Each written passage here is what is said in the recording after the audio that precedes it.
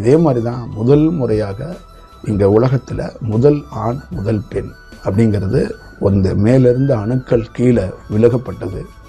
ஒரு சுழற்சியாக பூமியாக ஒரு சுழல் ஒரு ஒரு ஒரு சூழல்கள் இருக்கும்போது அங்கே விழப்பட்டாது.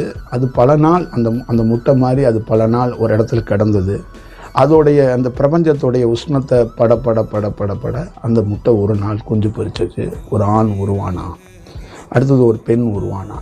இப்போ இந்த ஆணும் பெண்ணும் இயற்கையிலேருந்து அதோடைய சக்தியிலேருந்து அந்த முட்டையிலேருந்து குஞ்சு பொரித்து ஒரு ஆண் தோற்றமோ ஒரு பெண் தோற்றமோ ஒன்று உருவானது.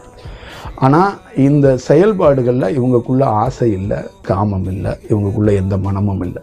இந்த பிரபஞ்சத்தில் இருக்கிற எந்த பொருளும், சந்திரன், சூரியன், செவ்வாய், கோள்களில் இருக்கிற எந்த செயலுக்குமே மனம் கிடையாது.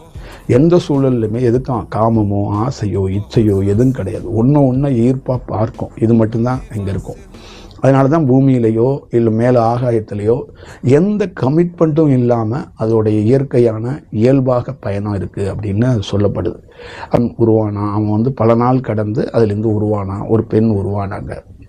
அவங்க 2 பேருக்குள்ளேயும் சொல்லப்பட்டது, அந்த ஆண் பெண்ணாக இணையாமல் இருந்தீங்கன்னா உங்களுக்குள்ள அந்த மனமோ அந்த ஆசையோ இல்லாத ஒரு சூழல் உருவாகும். அப்படி இணைஞ்சிட்டிங்கன்னா அதுலேருந்து நீங்கள் மாறி போயிடுவீங்கிறது தான் அங்கே சொல்லப்பட்ட கதைகள். இப்போ 2 பேரும் இணைகிறாங்க. இப்போ இணையும் போது என்னென்னா, இந்த பிரபஞ்சத்திலேருந்து நேரடியாக ஒரு முட்டை அதோடைய வெப்பத்தில் குஞ்சு பொரிச்சதில்லை. அது இல்லாமல் மனிதனே குஞ்சு பொரிச்சுக்கிற அந்த சூழலை உருவாக்கும் போது அங்கே ஆசை வந்துடுச்சு, அங்கே மாயை வந்துடுச்சு.